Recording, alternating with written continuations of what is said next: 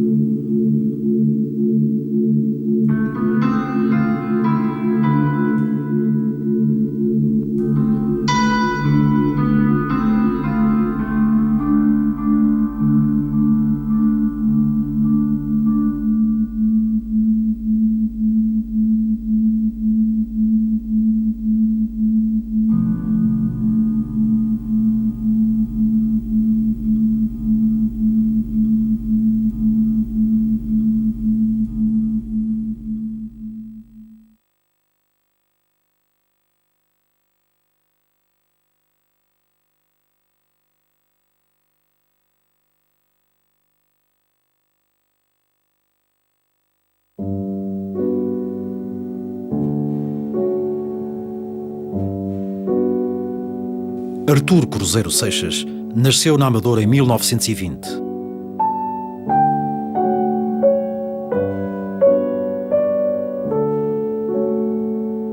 O pai era empregado de escritório na CP e a mãe dava lições de bordados.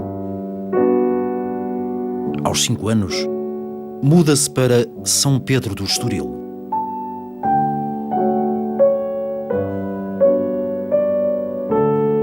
Era um menino muito doente, o médico disse que tinha que ir para o pé do mar, senão morria. E os pais, assustadíssimos, mesmo sem dinheiro, trouxeram para aqui, para o Estoril. O bisavô de Cruzeiro Seixas era professor de desenho. E o bisneto guarda ainda com carinho o estojo e alguns desenhos do ano passado.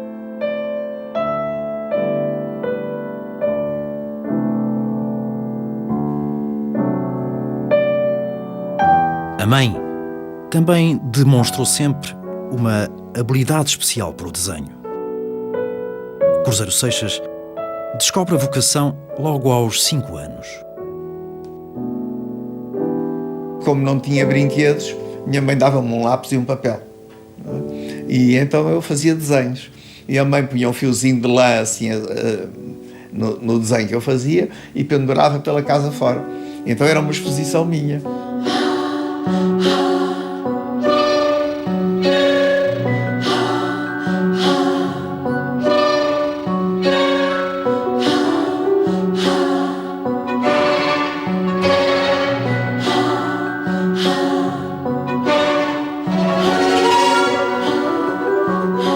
Eu tive uma raiva formidável às escolas e aos professores, não é?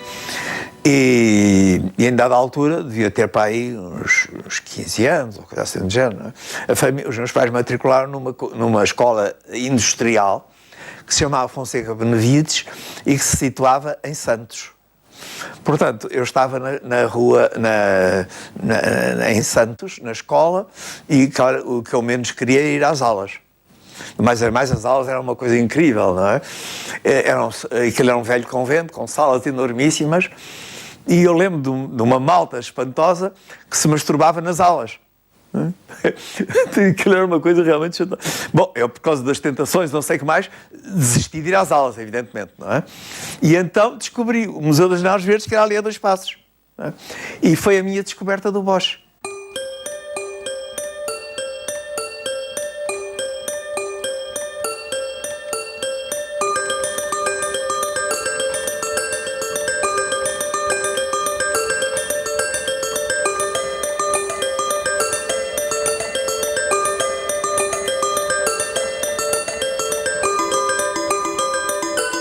Cada figuração daquelas, quer dizer, não é uma, são 1000, não é? Também há outro grande mistério, é como é que aquele quadro veio a Portugal. Como é que nós temos um dos melhores quadros do mundo, não é? E isso realmente é extraordinário, num país onde falta tudo, temos justamente um quadro extraordinário como é aquele quadro de Bosch.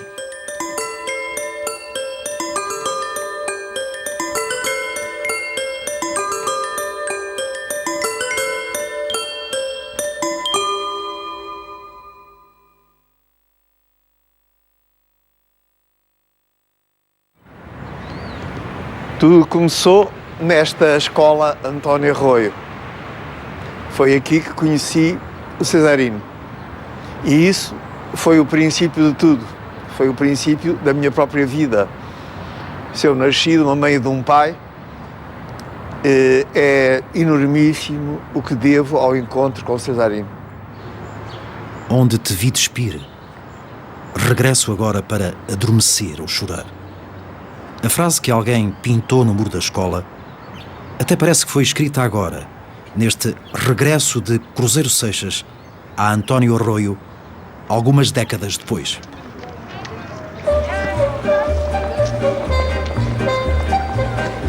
Com os professores não aprendi nada. Nada. Tudo que aprendi foi com os meus colegas. Chamei sempre, em desenho que era curioso. Só no terceiro ano então é que tive uma nota que já não era negativa, não é? Mas de resto a nota era sempre negativa em desenho, é um 6.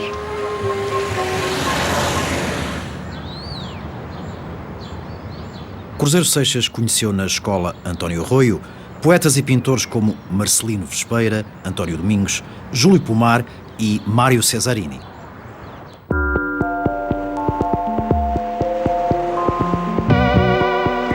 Nesses anos sombrios do Portugal de Salazar, Cruzeiro Seixas e Mário Cesarini refugiavam-se na costa da Caparica.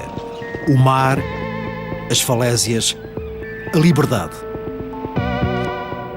Escolhíamos aquilo que queríamos e que estava muito longe da pátria do Salazar, não é? Parecia-nos a nós que estávamos muito longe. Não é?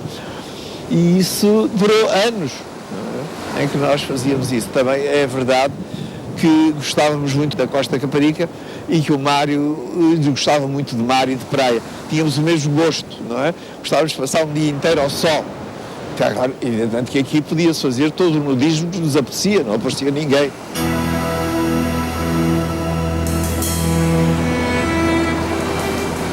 A Costa da Caparica era o nosso quarto, era a nossa casa. Vinha-se para aqui e passava-se o dia todo solitário, olhando um para o outro, não é?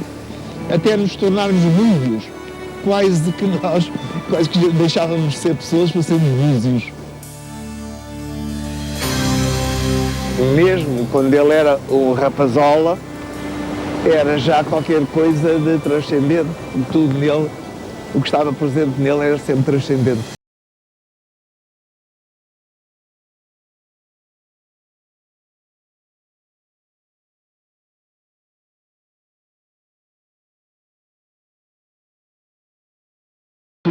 Nos meus desenhos é esta falésia.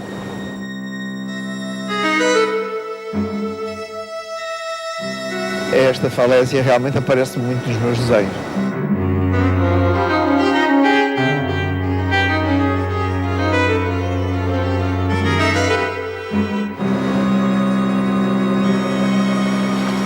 O acaso e a imaginação devem passear-se de mãos dadas.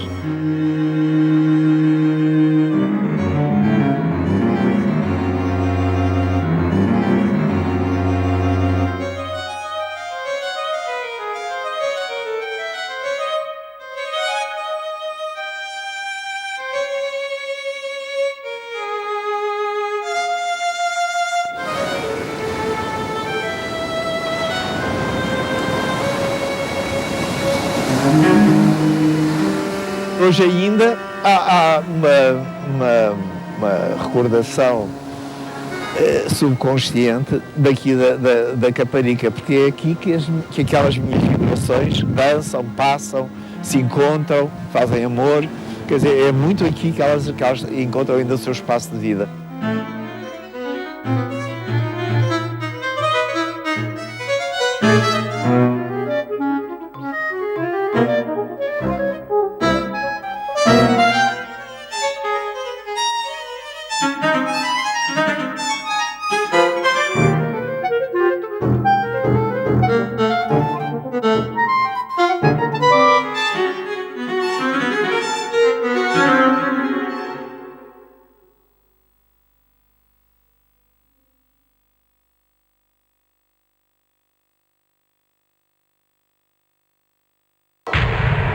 Quando eu morrer, batam em latas, rompam aos saltos e aos pinotes, façam estalar no ar chicotes, chamem palhaços e acrobatas, que o meu caixão vá sobre o morro, ajeizada andaluza, que ao morto nada se recusa, eu quero por forças de burro.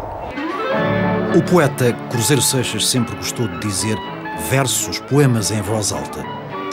Como outros amigos e colegas da escola, António Arroio, que nos anos 40 enchiam os cafés de Lisboa em animadas tertúlias. O já lendário Café Hermínios era o abrigo da irreverência. Era um sítio único onde nos podíamos encontrar e, de certa maneira, falar mais à vontade. Embora realmente houvesse sempre umas cotoveladas uns nos outros, quando se estava sentado a uma mesa, a dizer, cuidado que os tipos da mesa ao lado são da PIDE, não é? Mas, apesar disso, ia-se dizendo, era um sítio de reunião, os cafés estavam cheios de gente sempre, não é? E onde se conversava de tudo que não se poderia conversar cá fora, em princípio, não é? E para nós, adolescentes, era um ponto de encontro, não é? Realmente muito importante. Havia um que chegava que tinha descoberto um livro, outro que teria escrito um poema. E os encontros não eram marcados, iam acontecendo. Não é? Era uma maneira de estar. O Café Hermínio é uma espécie de base de submarinos que nós éramos.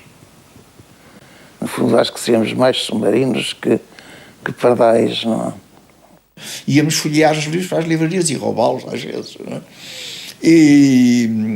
E aquilo naturalmente influenciar, naturalmente, não vou negar, não é? Era uma abertura extraordinária, realmente, que não chegava cá, não é? Claro, conhecia-se mal o Amadeu Sousa Cardoso. O artista escrever, o artista enviar cartas, o artista produzir, a criar impressões, reflexões, etc., à volta do seu cafezinho, no café, é uma estampa realmente desses tempos. Mas também a atividade coletiva. A atividade coletiva em forma de discussões, em forma de intervenções, de até performances coletivas, etc. Efetivamente, o café transforma-se, como digo, ao longo do XVIII, XIX e boa parte do século XX, num centro principal, fundamental, quanto a essa atividade de intervenção, que não é só estética, artística, literária, é também moral, ética, social, política. Nesta época, a obra de Cruzeiro Seixas está ainda longe da poética surrealista.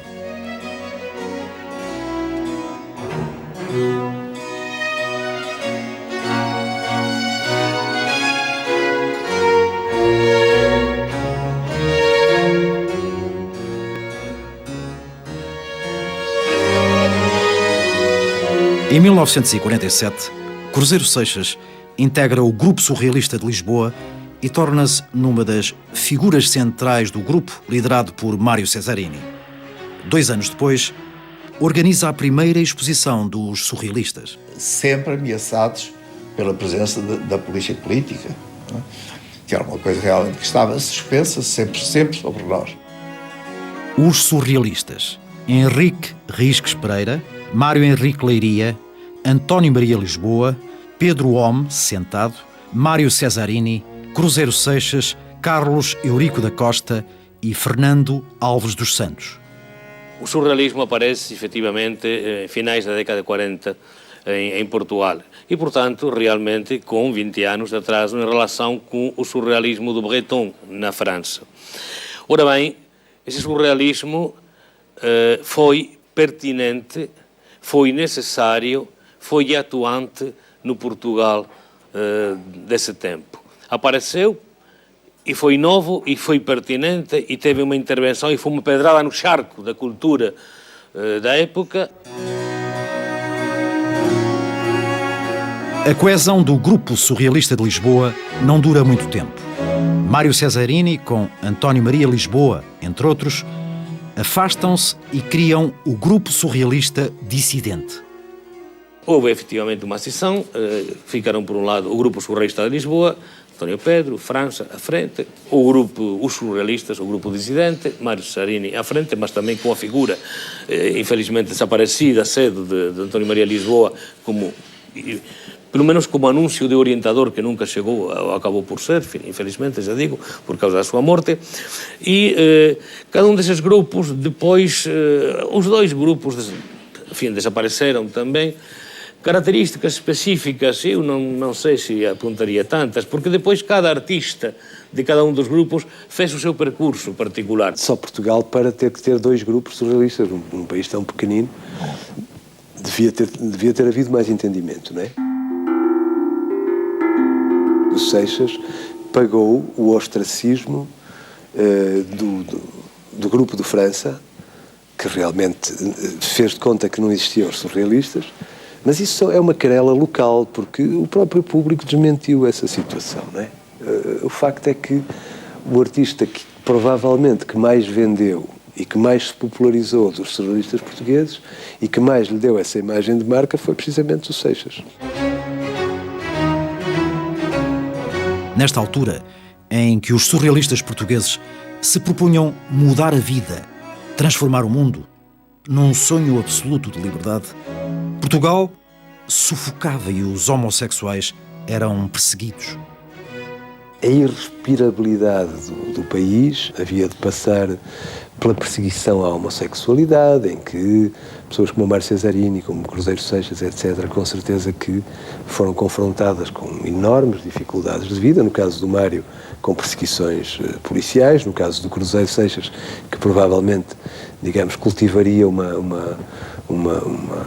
mais cuidado, com mais cuidado as suas práticas, com menos perseguição, mas para todos os efeitos era um país muito doente, não é?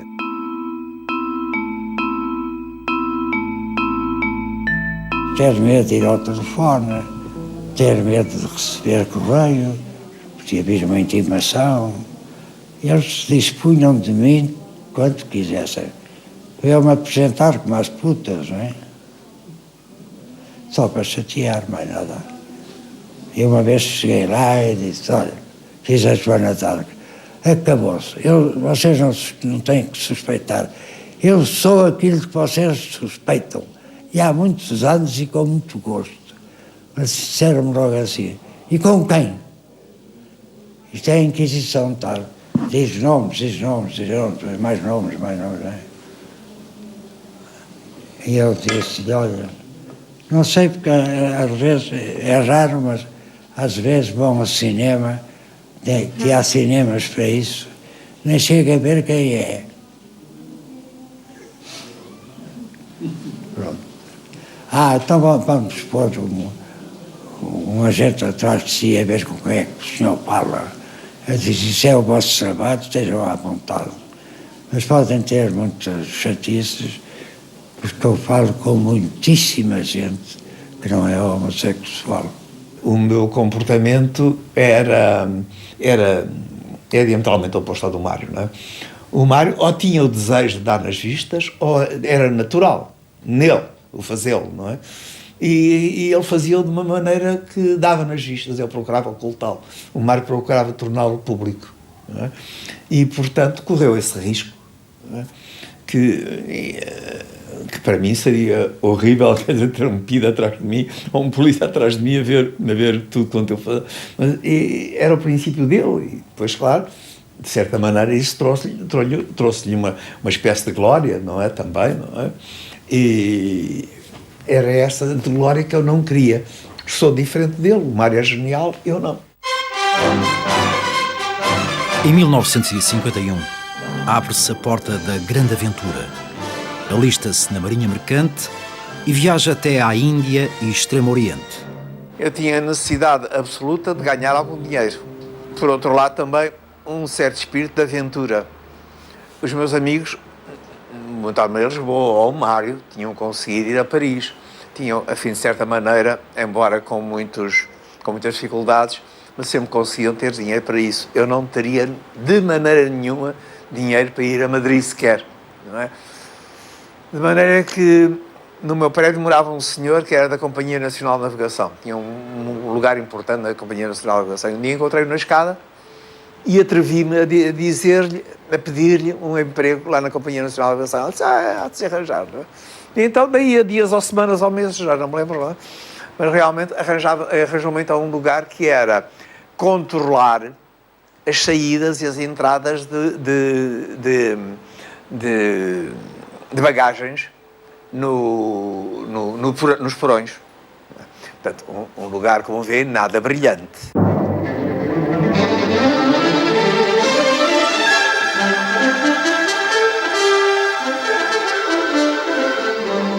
Como ficou até hoje, não é? E que está presente hoje, como estava naquele tempo, foi virem para o cais para tirarem a bagagem de bordo, os pretos amarrados uns aos outros.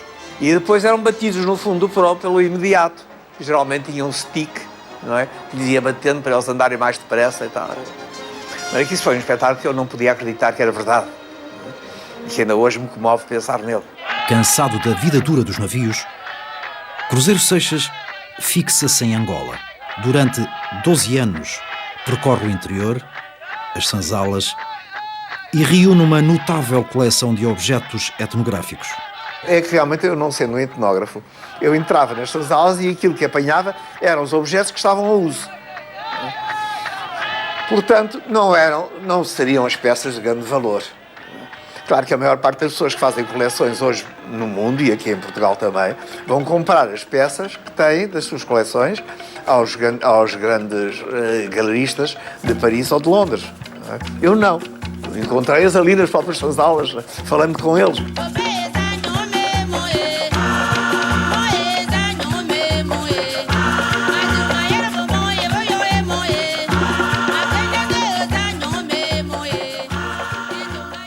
Em Luanda, Cruzeiro Seixas realiza a primeira exposição individual.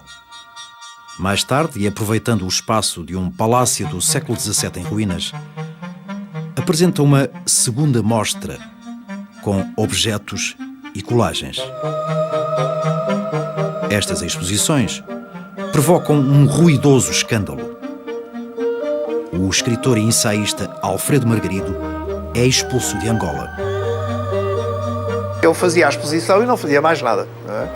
E o marido escreveu para os jornais também a responder àquela gente que atacava a exposição. Mas que isso foi o suficiente para conseguir a glória. Não é? Nessa altura era a glória. Mas conseguiu ser expulso da província ultramarina de Angola. O que nós defendíamos era a relação com os africanos, quer dizer, não haver conflitualidade e não manifestar nenhum desprezo pelos africanos, o que desagradava a todos os brancos. Os brancos estavam em Angola, ainda estão, os que lá estão, estavam em Angola para ter um papel de domínio. Eles dominavam. O que é que nós propunhamos? A inversão da dominação. Tenho a liberdade de censurar os capitalistas, os ditos amantes da arte e as instituições oficiais ou particulares de intenções culturais. Não tenho tempo nem dinheiro para pintar a sério. Portanto, aqui a sério só podem encontrar a alma, os que tiverem alma. O resultado foi prodigioso para nós, visto que praticamente toda a imprensa de Angola estava em Luanda para ver a exposição. Então, havia linhas aéreas especiais.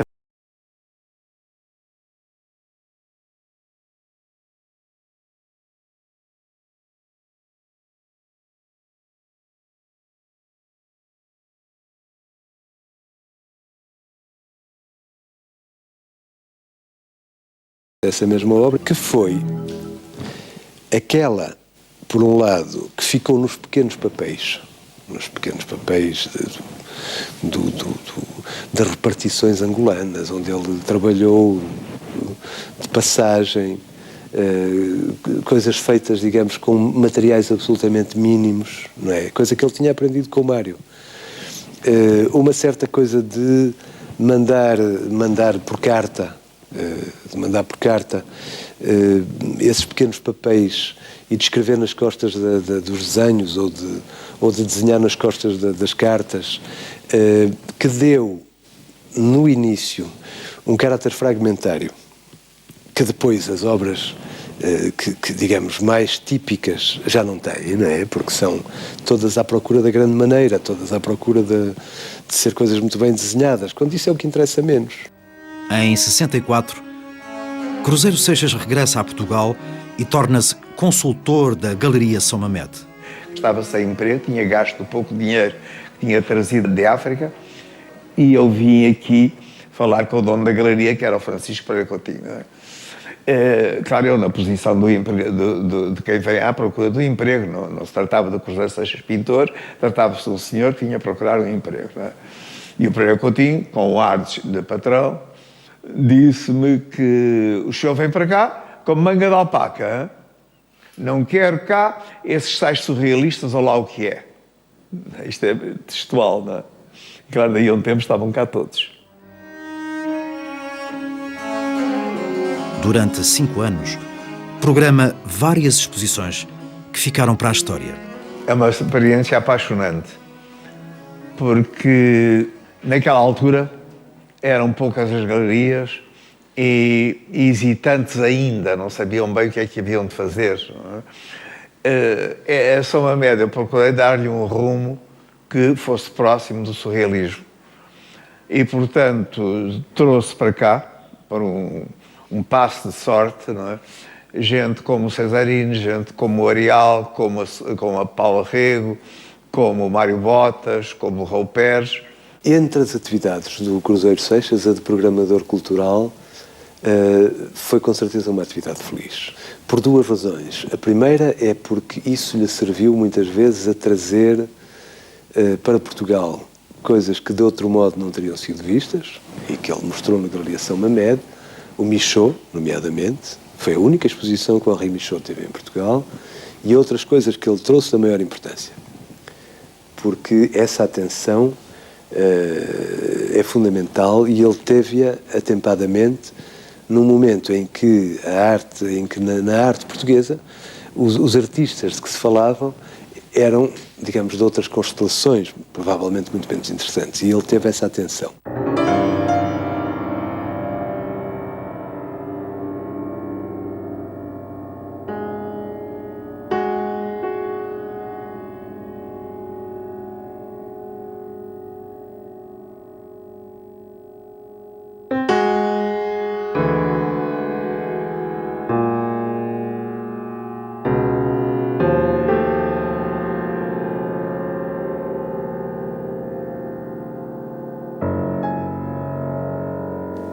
Três surrealistas em roda livre procuram companhia através do jogo coletivo.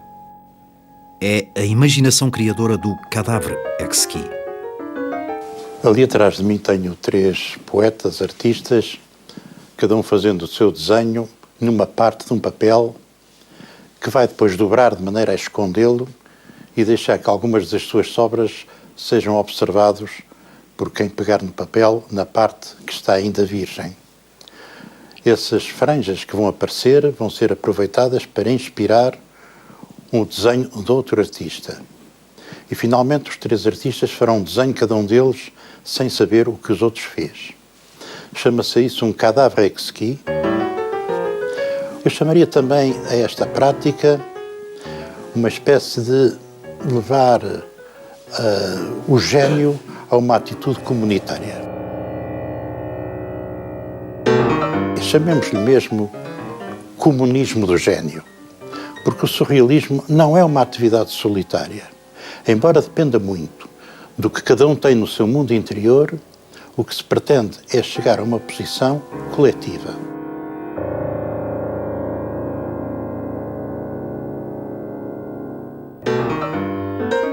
Partilhas surpreendentes que Cruzeiro Seixas alcançou com Mário Botas, Raul Pérez e Paula Rego.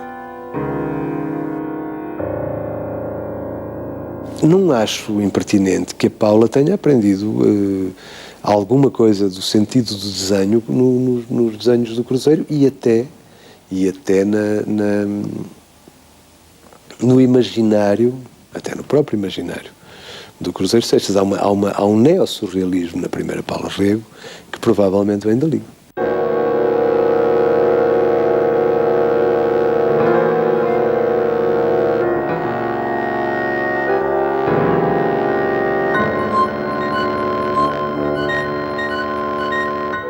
O humor defende-nos do terror. O humor é uma arma dos surrealistas contra tudo aquilo que nos oprime. O que é uma luva? Uma luva é o lugar da mão.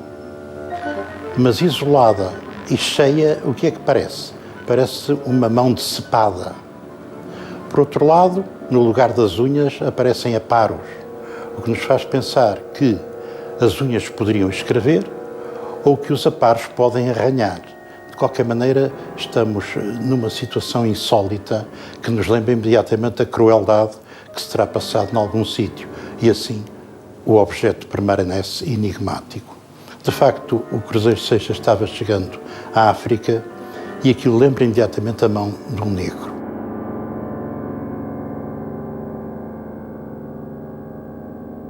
Se há uma situação de crueldade, possivelmente haverá um opressor por trás de tudo isto.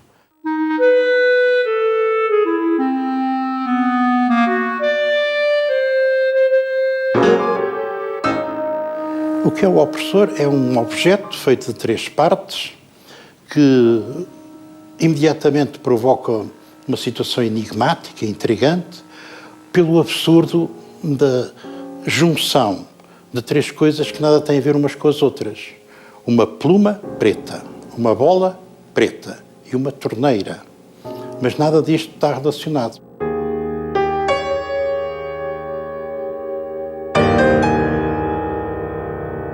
Duas peças foram encontradas por acaso na rua, no lixo, não é? Foi a bola e a torneira. A pluma era uma caixa de plumas que havia lá, que havia lá em casa e que era dos chapéus da minha avó.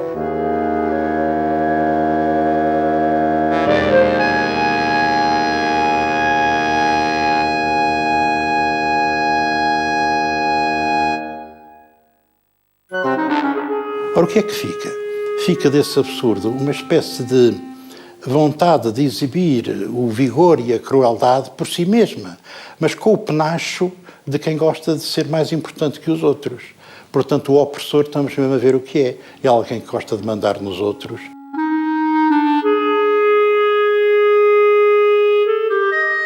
Esta ideia de uma maneira rápida, passar de uma situação comum a uma situação absurda, tem o seu modo mais simples numa chávena em que, na montagem da asa, em vez de ficar por fora, fica por dentro. A chávena tem a asa por dentro. E eu digo que todos nós temos a asa por dentro também, não voamos, não é? E temos mais ou menos todos os homens, mesmo os que nos parecem mais apagados, homens e mulheres, evidentemente, não é? Mas todos os seres humanos têm dentro uma espécie de asa que adeja e que não levanta voo, não é?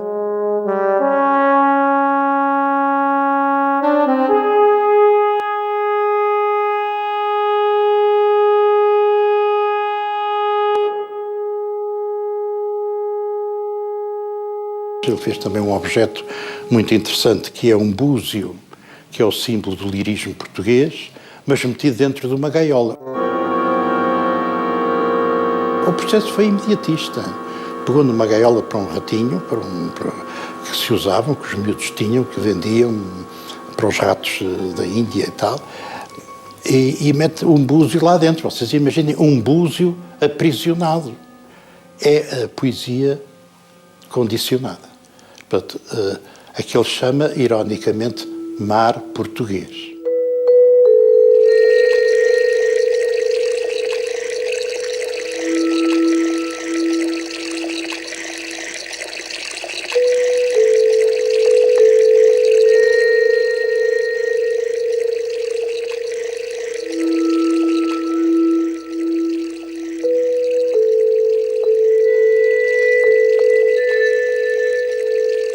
eu diria que são os objetos que se querem uns aos outros, que se procuram, como nós procuramos as pessoas pelas esquinas, não é? Até encontrarmos o nosso amor. Com os objetos dá-se realmente um fenómeno. Quando eu meto um garfo num tinteiro, que não fui eu que quis, foram eles que quiseram. Quando eu encontrei isto, sei lá até que ponto é que estas coisas se quiseram encontrar, ou foi por minha interseção. Há qualquer coisa real, há muitas coisas que escapam pelas frinchas da porta fechada mesmo.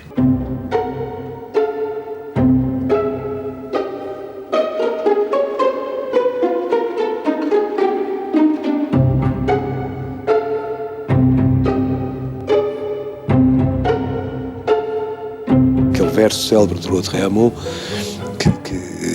que fala do encontro fortuito da máquina de costura com o guarda-chuva, não é? Aí que é um eixo do pensamento surrealista e da filosofia surrealista. Esse acaso aparece nesses objetos. É por isso que eles são tão interessantes. E como eles, de facto, têm a força do automatismo psíquico, porque, como o próprio Cruzeiro disse em entrevista, ele fez aquilo ao acaso, não é? Encontrou isto, encontrou aquilo e depois juntou e deixou ficar assim.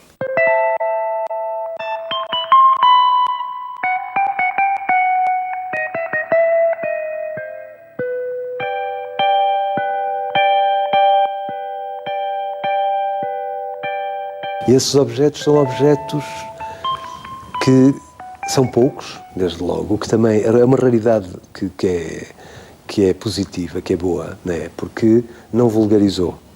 E, portanto, aqueles objetos constituem, de facto, qualquer coisa a que era preciso ter dado uma atenção grande à época.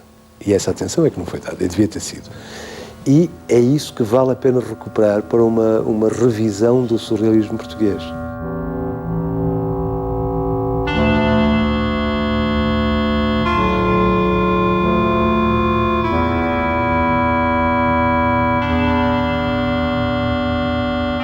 Cruzeiro Seixas sempre manifestou vontade de ver alguns dos seus objetos ampliados à escala monumental e a expô-los em praças públicas. Cara, é uma vontade, não é propriamente uma coisa que pudesse acontecer. Mas gostava, hoje há processos, digamos, técnicos de montagem. Com montagem. Gostava de ver. Acho que sim, espero que vocês o façam. O opressor, no Rossio, substituindo o monumento a Dom Pedro IV.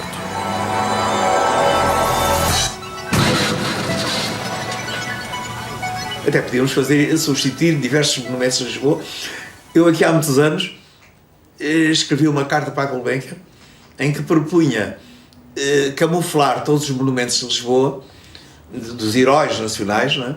Com o inventor, por exemplo, do garoto, o inventor dos suspensórios, o inventor do beijo, enfim, realmente com coisas úteis, não é? De verdade, não é? Os heróis deixá-los lá descansarem, coitados, não é? Devem estar muito cansados. No silêncio das tapeçarias, há a memória das terríveis batalhas do imaginário.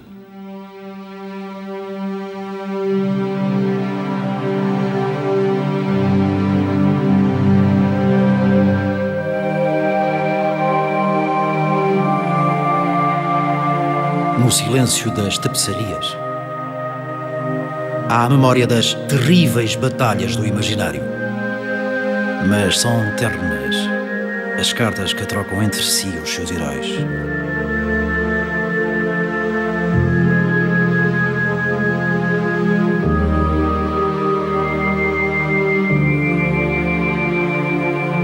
É certo que as árvores cantam por toda a parte a sua música e que há, enfim, leões e elefantes no centro de Londres, de Paris e Nova Iorque.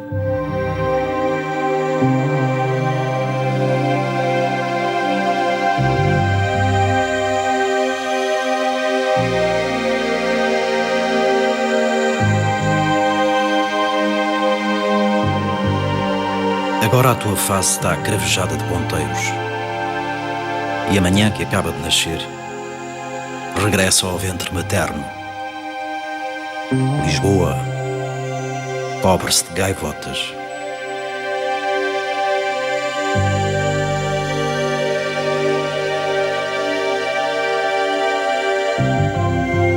um gravíssimo excesso de grandeza anunciou nada.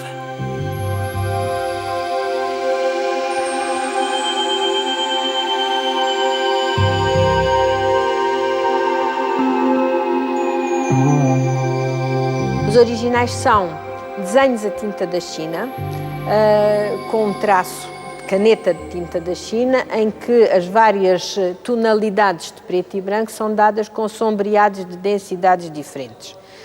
Como se pode ver na tapeçaria, esse riscado não está. Portanto, o efeito do sombreado está dado com mesclas de preto e branco, com diferentes densidades de preto e branco na mesma mescla. Isto realmente é um desafio, conseguir fazer isto e ter a satisfação de ver o mestre dizer: são as minhas tapeçarias preferidas, é a minha obra e são as minhas tapeçarias preferidas. Fomos expulsos do paraíso. Resta-nos a esperança de ser expulsos do inferno. Um desaforismo de Cruzeiro Seixas que nos remete para uma obra de referência do poeta-pintor, O Inferno.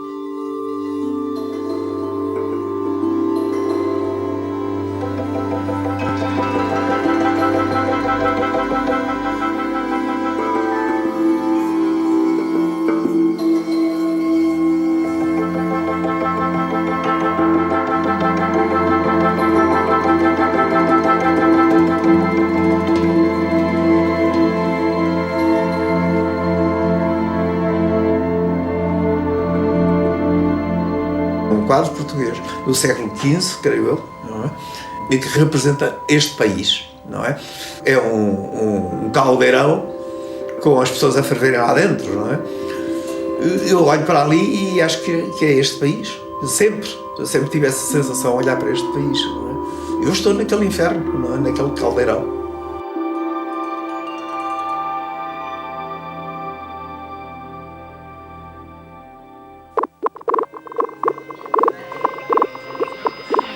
Os amigos, companheiros da aventura surrealista.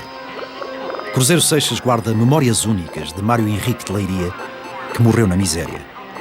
Poeta e pintor, Mário Henrique de Leiria exerceu várias profissões: caixeiro de praça, operário metalúrgico, encenador, diretor literário.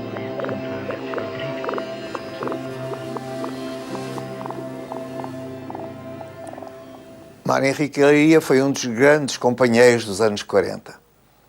Era um companheiro que tinha, além da sua sensibilidade, uma pessoa extraordinariamente viva. Ele era a própria liberdade. E que, pela sua maneira muito pessoal, uma pessoa que tinha uma personalidade que eu, de certa maneira, posso confundir com a do Almada, que cada gesto que fazia era diferente dos gestos das outras pessoas.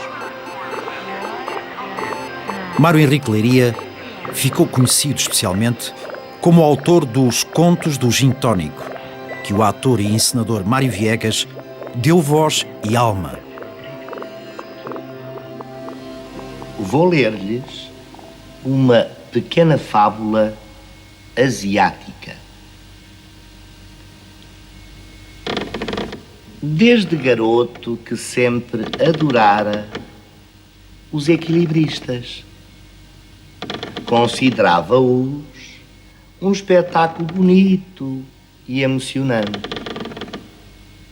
Pé atrás, pé adiante, de guarda-sol aberto, para ajudar o equilíbrio.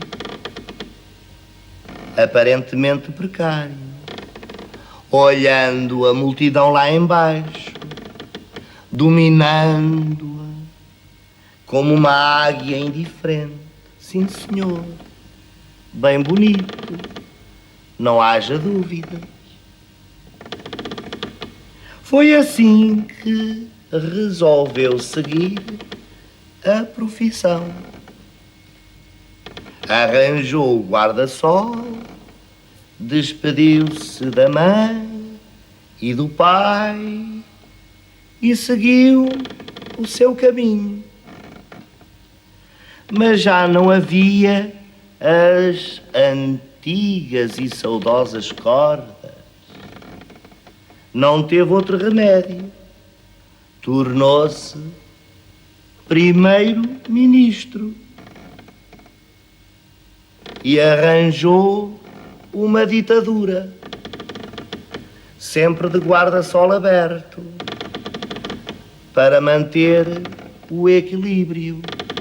Está bem de ver.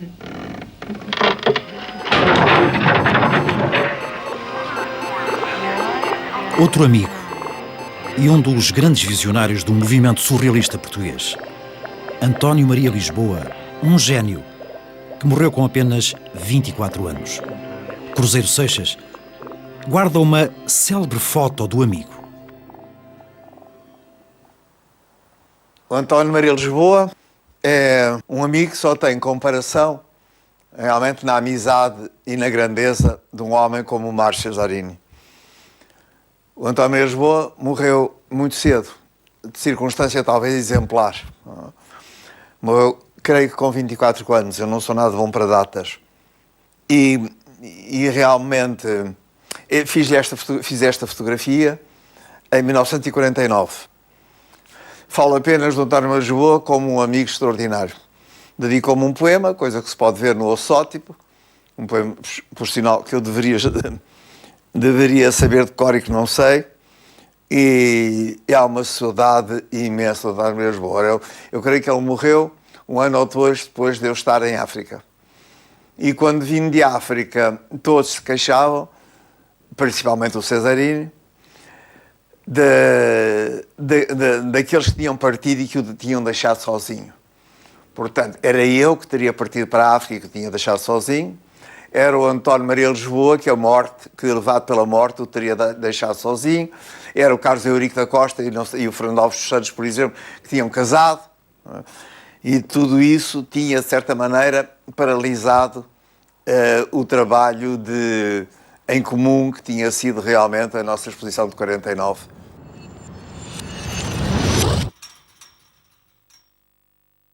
Quando me chamam artista ou intelectual, é como se me dessem uma bofetada.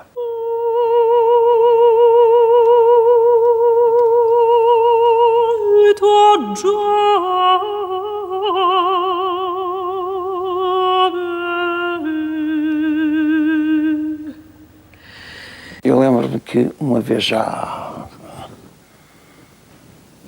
cada um de nós com cabelos brancos, que eu falando do seu trabalho, eu me disse, o que eu faço são papelinhos.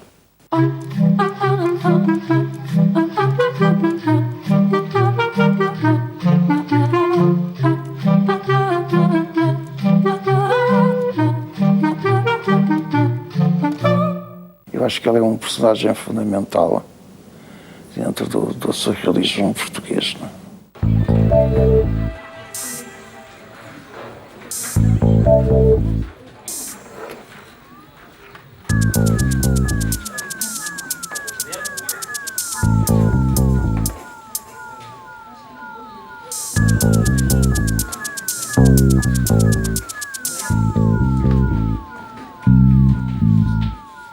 Se perguntar na rua a uma pessoa se já viu uma imagem do Cruzeiro Seixas, ele até pode, um passante qualquer, pode não saber como é que se chama o artista, mas reconhece, porque já passou muitas vezes aquela imagem, e reconhecerá mais depressa do que vai reconhecer qualquer outro. Portanto, porque o Seixas praticou, e isso é uma coisa muito simpática, um surrealismo quase popular.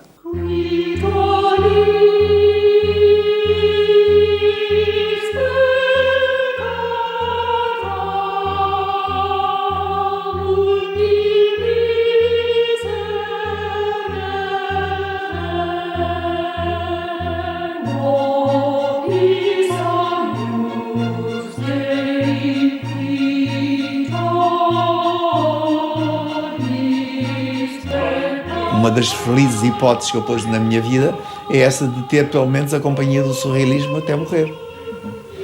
São tão poucas coisas que nos acompanham na vida durante uma vida inteira, não é?